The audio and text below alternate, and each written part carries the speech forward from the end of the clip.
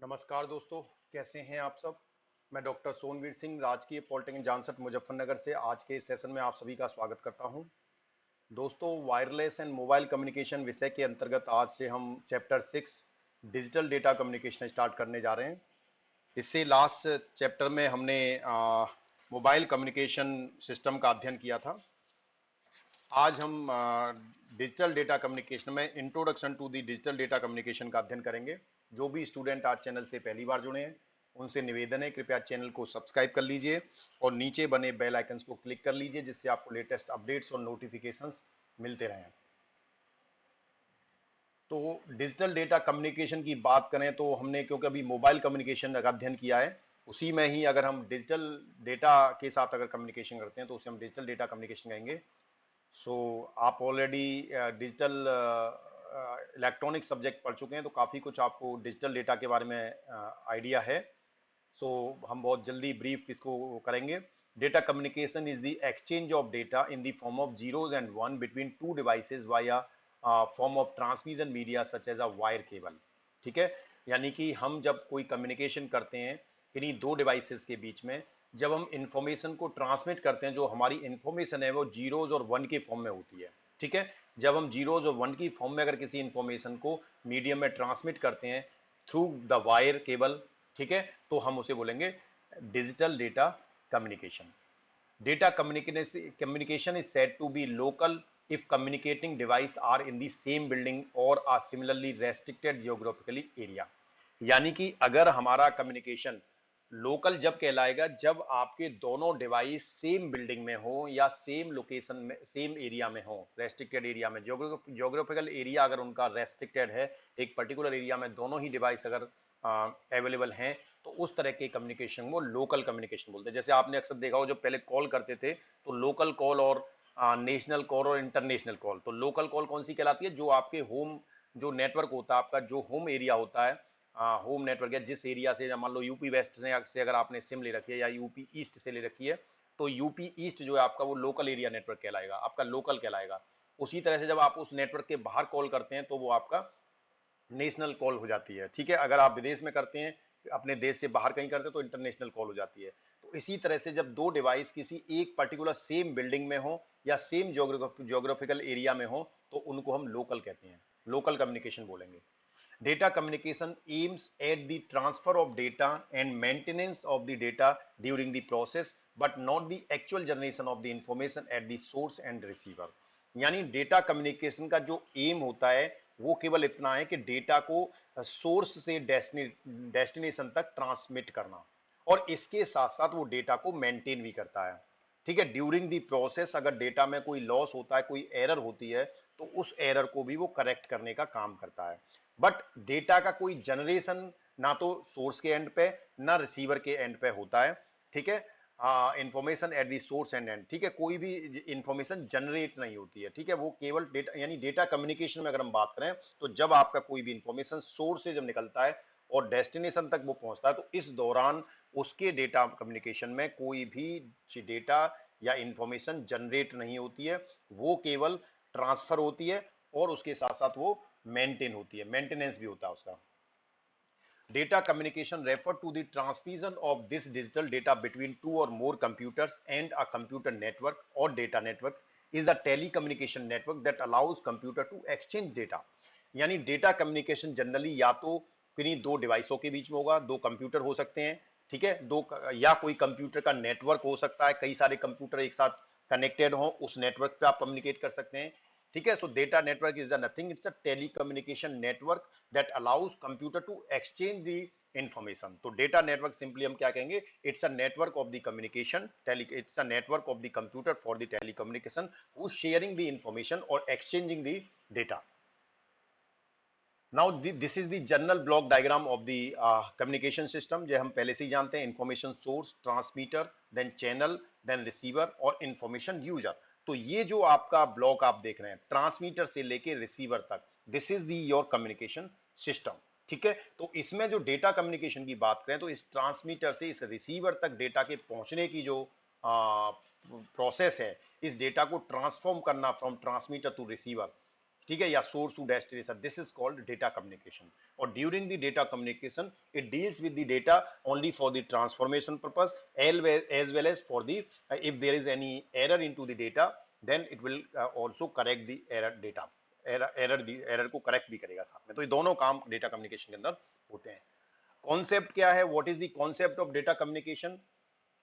The physical connection between networked computing device is established using either cable media or wireless media। यानी जब हम communication करेंगे दो network के बीच में, दो कंप्यूटिंग डिवाइसेस के बीच में, कंप्यूटिंग डिवाइस मींस कंप्यूटर, तो कोई डिवाइस कंप्यूटिंग डिवाइस के बीच जब हम कम्युनिकेशन करते हैं तो उनके बीच में एक नेटवर्क स्थापित होता है, और जिसका माध्यम या तो कोई केबल हो सकता है या वायरलेस मीडियम होता है, हो सकता है। जैसे आप अपने मोबाइल फोन में वाईफाई हॉटस्पॉट चला देते हैं, हॉटस्पॉट के माध्यम से पूरे एरिया को आप वाईफाई बना देते हैं, किसी दूसरे डिवाइस को हम उस मोबाइल से कनेक्ट कर देते हैं, दोनों कंप्यूटिंग डिवाइस एक दूसरे से कनेक्शन स्टैब्लिश हो जाता है वो वायरलेस मीडियम के माध्यम से। So the best known computer network is the internet. तो कंप्यूटर का सबसे अच्छा जो एग्जांपल है वो है इंटरनेट। इंटरनेट क्या है? इंटरनेट की अपनी कोई एग्जिस्टेंस नहीं है, जब तक बहुत सारे कंप्यूटर किसी एक प्लेटफॉर्म पे एक दूसरे से इंटरकनेक्टेड ना हो तब तक वो इंटरनेट नहीं कहलाता। ठीक है, इंटरनेट का अपना कोई एग्जिस्टेंस नहीं है। This is the network of the computer, those are connected globally for exchanging the information. Fine. So this is the basically concept of communication कि यहाँ पर आपका एक ये सर्वर है, इस सर्वर से आपकी जो इंफॉर्मेशन है वो टावर्स के माध्यम से, कम्युनिकेशन नेटवर्क के माध्यम से, मीडियम के माध्यम से, that will comes into the your modem. ठीक है, और मॉडम से you will get this information to the your computer. ठीक है, इस तरह से इस सर्वर से बहुत सारे हजारों की संख्या में, लाखों की संख्या में, नंबर ऑफ मिलियंस और billions computer are connected with the same network. ठीक है, so this is the concept for the connecting। What is the data communication? Electronic transmission of information that has been encoded digitally with same standard from one network to other network via certain medium। ठीक है, known as data communication. यानी जब हम कोई भी ऐसा electronic transmission of information from one network to the other network, ठीक है, by using the some certain medium, medium में आपका वायर हो सकता है, वायरलेस हो सकता है, that is called data communication. Element of data communication में एलिमेंट क्या क्या होंगे? इंफॉर्मेशन और डेटा, ये एक एलिमेंट होगा उसका कम्युनिकेशन का। डिजिटल एनकोड सिग्नल, जिसमें क्योंकि आप एक से अपना जो इन्फॉर्मेशन है उसको आप डिजिटल फॉर्म में कन्वर्ट करते हो। जैसे मैं आपके सामने एक लेक्चर डिलीवर कर रहा हूँ, मैं कोई information in the form of voice में बोल रहा हूँ, लेकिन ये इन्फॉर्मेशन मेरी वॉइस से फिर एक एनालॉग सिग्नल में, देन एनालॉग सिग्नल से डिजिटल में कन्वर्ट होगी, देन आपके पास पहुंच रही है। तो वो एक कन्वर्जन डिजिटल एनकोडर के द्वारा होता है। ट्रांसफर ऑफ डेटा और sender and receiver, transformation of data, data को ट्रांसफर करने के लिए सेंडर यानी ट्रांसमीटर और रिसीव करने के लिए रिसीवर। स्पेसिफिक मीडियम, जिस मीडियम के माध्यम से आप इंफॉर्मेशन को ट्रांसमिट करेंगे, भेजेंगे, चाहे वो मीडियम वायर हो सकता है, कोई ऑप्टिकल फाइबर केबल हो सकता है, कोई वायरलेस सिस्टम हो सकता है, उसके माध्यम से तो स्पेसिफिक मीडियम होना चाहिए। Fine. Then this is the element of data communication. क्या है? This is the simple protocol. ठीक है, यहाँ पर आपका ये एक ट्रांसमीटर है और यहाँ पर आपका एक मीडियम है। इस इंफॉर्मेशन, इस ट्रांसमीटर से एक इंफॉर्मेशन हमें ट्रांसमिट करना है फॉर दिस रिसीवर। ये दूसरी साइड में एक रिसीवर है, इसका भी अपना एक प्रोटोकॉल है। Protocol is nothing, it's a set of rule.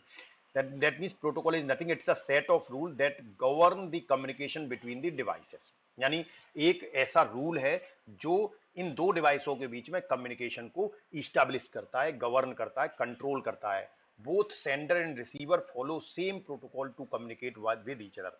अगर ये डिवाइस इस डिवाइस के साथ कम्युनिकेट करना चाहता है तो इसके लिए एक सेट ऑफ रूल होगा, एक प्रोटोकॉल होगा, और दोनों को same set of rule, same protocol follow करना पड़ता है। ठीक है, so this is your message which is going from this medium, and whenever it goes to the receiver then it will converted in the your original message by through some medium। There will be some receiver or in the demodulation process and some amplifier whatever। ये चीज हम already पढ़ चुके हैं। But it has the protocol, दो डिवाइसों के बीच में कम्युनिकेशन किस तरीके से स्टैब्लिश होगा उसके लिए एक सेट ऑफ रूल्स होता है, और दोनों डिवाइसेस में सोर्स और डेस्टिनेशन दोनों डिवाइस का प्रोटोकॉल सेम होना चाहिए। डेटा रेट और बिट रेट क्या होती है? Bit rate refers to the number of data bits. Bit rate हम किसे कहेंगे? Number of data bits. ठीक है, ट्रांसफर्ड पर सेकंड। पर सेकंड में कितनी बिट ट्रांसमिट हो। जैसे आप कहते हैं आपकी डाउनलोड स्पीड इतने केबीपीएस है, मतलब आपने कहा 10 केबीपीएस की आपको स्पीड मिल रही है, इसका मतलब क्या है 10 नंबर ऑफ 10 बिट्स, 10,000, 10 के का मतलब 10,000 बिट्स पर सेकंड, ठीक है, 10,000 बिट्स पर सेकंड ट्रांसमिट हो रही है। Unit of bit rate is bits पर सेकंड, बीपीएस से रिप्रेजेंट करते हैं, और इसी को जब बड़ी यूनिट कर लेते हैं, बड़ी यूनिट में कन्वर्ट करते हैं तो केबीपीएस और एमबीपीएस हो जाता है। For example, bit rate is 100 kbps means it's a 1 lakh bits are transferred within 1 second. 100 kbps का मतलब 1 सेकंड के अंदर 1 लाख बिट का डेटा ट्रांसफर हो रहा है। बॉड रेट क्या कहलाएगा? Baud rate refers to the number of signal और voltage level changes 1 to 0 and 0 to 1 पर सेकंड। यानी कोई भी डेटा 1 सेकंड के अंदर वो कितनी बार 0 से 1, 1 से 0 होता है, that is called baud rate. ठीक है, 1 सेकंड में अगर मैं कहता हूं 10 बॉड रेट है, इसका मतलब है कि आपका जो डेटा स्ट्रिंग है उसमें 1 सेकंड के अंदर आपका डेटा 10 टाइम्स वो 0 से 1, 1 से 0 चेंज हो जाता है। ठीक है, तो unit of baud rate is bauds per second. Bauds means change, there is a what is the level changes. Level क्योंकि हम डिजिटल की बात कर रहे हैं तो डिजिटल में दो ही लेवल होते हैं, 0 और 1। तो आपका जो सिग्नल है वो कितनी बार 1 सेकंड के अंदर लेवल चेंज कर रहा है, मीन 0 से 1 हो रहा है, एक लेवल चेंज हुआ, 1 से फिर 0 हुआ, फिर लेवल चेंज हुआ, फिर 0 से 1 हुआ, फिर चेंज हुआ, इस तरह से वो कितनी बार ऐसा कर रहा है। For example, baud rate is 9,600 means 9,600 signal level changes are happening within a second. अगर baud rate में कह रहा हूं 9,600 है, इसका मतलब मेरा सिग्नल 1 सेकंड के अंदर 9,600 बार वो 0 से 1, 1 से 0 चेंज होता है level. Now we comes on the channel capacity. Channel capacity कहते हैं इन information theory the Shannon-Hartley theorem tells the maximum rate at which information can be transmitted over the communication channel of a specific bandwidth in the presence of noise. यानी channel की हम capacity की बात करें तो channel की capacity को बताने के लिए शेनन-हार्टले ने एक थ्योरम दी थी।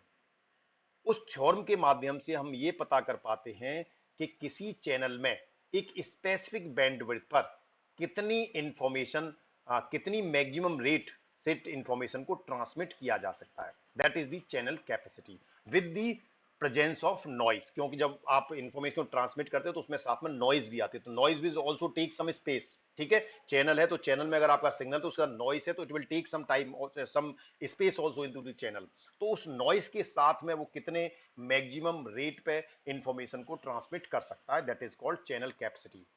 दी channel capacity is also called as Shannon capacity, क्योंकि ये जो थ्योरम है वो शैनन-हार्टले ने दिया था, इसलिए इसे शैनन कैपेसिटी भी कहा जाता है and represented by Shannon theorem. ठीक है, इसे शैनन थ्योरम कहा जाता है। क्या होती है? C is equal to B log to the base two 1 plus S by N. ठीक है, यहां पर C क्या है? अचीवेबल चैनल कैपेसिटी, यानी कोई भी चैनल कितनी कैपेसिटी से डेटा को ट्रांसमिट कर सकता है, कितनी अचीवेबल चैनल कैपेसिटी है। और B is a bandwidth, B क्या है यहाँ पर? चैनल की बैंडविड्थ है। और S by N is a signal to noise ratio. तो देखिए तीनों चीज आ गई इसमें। हमने कहा था कि शैनन ने ये कहा था कि it tells that the maximum rate at which information can be transmitted over the communication channel. तो कितनी इंफॉर्मेशन ट्रांसमिट हो रही है, वो कैपेसिटी C हो गया। As a specified bandwidth, bandwidth B आ गया, है ना, इस bandwidth in the presence of noise, noise में सिग्नल टू नॉइस रेशियो भी आ गया हमारा। तो इसको हम कहते हैं Shannon theorem. Synchronous transmission, synchronous and asynchronous data transmission क्या होता है?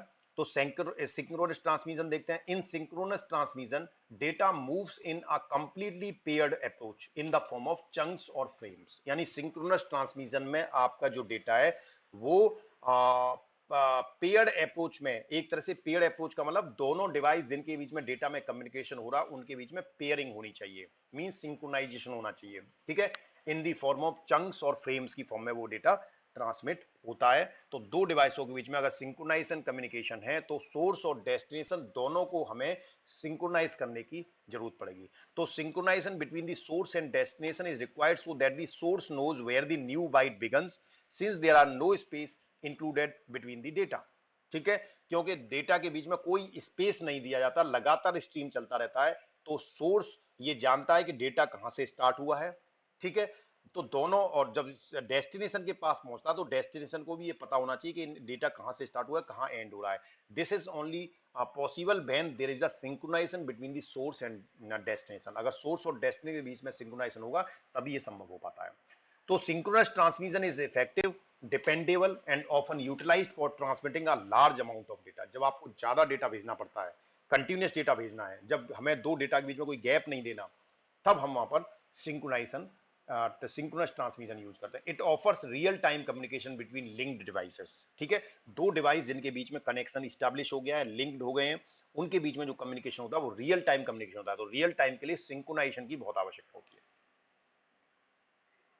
Because there are no beginning and end bits, the data transfer rate is quicker, but there is an increased possibility of error occurring. क्योंकि synchronous transmission में कोई start bit नहीं होता, कोई भी एंड बिट नहीं होता. यानी कि रिसीवर को हमें कोई ऐसी बिट नहीं भेजते जिससे देखकर रिसीवर को यह पता लग जाए कि ये डेटा यहां से स्टार्ट हुई है इंफॉर्मेशन और यहां पर एंड हुई है. क्योंकि हमें इस तरह से हम कोई अलग से बिट नहीं भेजते, इसलिए हमारे डेटा ट्रांसफर की स्पीड भी ज्यादा होती है, क्योंकि इंफॉर्मेशन के अलावा हमें अलग से कोई बिट भेजने की आवश्यकता नहीं पड़ती. लेकिन इसमें पॉसिबिलिटी जो है, एरर की पॉसिबिलिटी ज्यादा होती है. Fine. Over time the clock will get out of sync and the target device would have the incorrect time, so sometimes could become damage on account of lost of bits. कभी कभी इसमें bits को lost होने की chance होती है. अगर आपकी जो क्लॉक है, क्योंकि दोनों जो डिवाइस जिनके बीच में आप कम्युनिकेशन हो रहा है, दोनों डिवाइस सेम क्लॉक पल से सिंक्रोनाइज होने चाहिए. तो अगर वहां पर कहीं भी क्लॉक पल्स जो है अगर आउट हो जाती है आपकी, ठीक है, यानी एक पल्स में एक जगह पे 0 से 1 हुआ, तो दूसरे रिसीवर साइड पे भी उसी मूवमेंट पे 0 से 1 होना चाहिए, तभी आपको इन्फॉर्मेशन प्रॉपर होगी. लेकिन अगर यहाँ 0 से 1 लेवल चेंज हुआ, वहां 1 से 0 हो गया, तो एरर आने के चांस रहेंगे, कोई भी बिट लॉस्ट हो सकती है. तो इसकी एक ये ड्रॉबैक रहता है.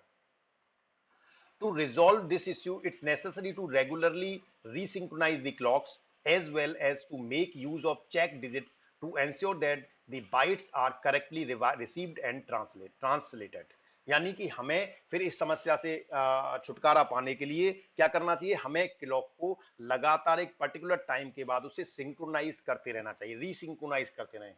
यानी हमने क्लॉक पल्स को एक बार सिंक्रोनाइज कर दिया, कुछ समय के बाद हम उसे एक पर्टिकुलर टाइम के बाद उसे हम रीसिंक्रोनाइज करते रहें. कैरेक्टरिस्टिक क्या है सिंक्रोनस ट्रांसमिशन का? There are no space in between characters being sent. जो भी कैरेक्टर, जो भी इंफॉर्मेशन भेजी जा रही है, उस इंफॉर्मेशन के किन्हीं दो कैरेक्टर के बीच में कोई स्पेस नहीं होता, कंटिन्यूअस डेटा ट्रांसफर होता है. Timing is provided by modems और other devices at the end of transmission. ठीक है, यानी timing is provided by the modem और other devices at the end of the transmission के एंड में टाइमिंग प्रोवाइड की जाती है मॉडेम्स के द्वारा. Special sync character goes before the data being sent. यानी डेटा को सेंड करने से पहले एक स्पेशल कैरेक्टर सिंक जो है वो भेजा जाता है for the synchronization purpose. The sync character are included between chunks of data for timing function. ठीक है, generally it's use for the chunk of data for data for timing function के लिए एक चंक डेटा होता है. Applications की बात करें सिंक्रोनस ट्रांसमिशन की तो क्या होंगी? चैट रूम्स में, चैट रूम में रियल टाइम बात करते हैं आप, हमने तुरंत से मैसेज भेजा, तुरंत आपको रिसीव होगा, दोनों के बीच में सिंक्रोनाइजेशन बहुत जरूरी है, तो चैट रूम्स में होता है. वीडियो कॉन्फ्रेंसिंग में, फाइन. टेलीफोनिक कन्वर्सेशन में, then face to face interaction में, एसिंक्रोनस डेटा ट्रांसफर में. ठीक है, नहीं sorry, it's face to face में. अब now we comes on the asynchronous data transfer. दूसरे तरह का हमारा क्या है? Asynchronous data transfer. ये क्या होता है? In asynchronous transmission, data moves in a half-paired approach, one byte or one character at a time. यानी asynchronous transmission में हम लगातार डेटा नहीं भेजते, उसमें हाफ पेयर्ड अप्रोच है.